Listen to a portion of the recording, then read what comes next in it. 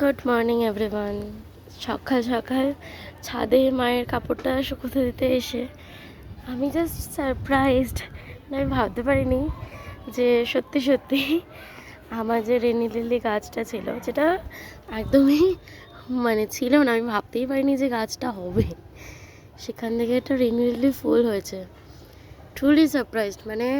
আমি তো অনেক দিন আসি না, আগের সপ্তাহে এসেছিলাম, তখন এরকম কোনো কুড়ি কি সামথিং, গাছটা এত ভালো হয়নি। যেহেতু লাগাতার কদিন বৃষ্টি হচ্ছে, সেই কারণেই হয়তো গাছটা বেশ ভালো হয়েছে, খুব সুন্দর হয়েছে। আগের বছর একটা হয়েছিল, দুটো ফুল ফুটেছিল, দেন গাছটা আবার বর্ষা যেহেতু, তো সেক্ষেত্রে আবার মরে গেছিলো, বাল্বটা ছিল। এবছর আমি জাস্ট ওটা বাল্বটা রেখে জাস্ট জল দিচ্ছিলাম, তো গাছ উঠেছিল, বাট ফুল হবে ভাবতে পারিনি, ফুল হয়েছে।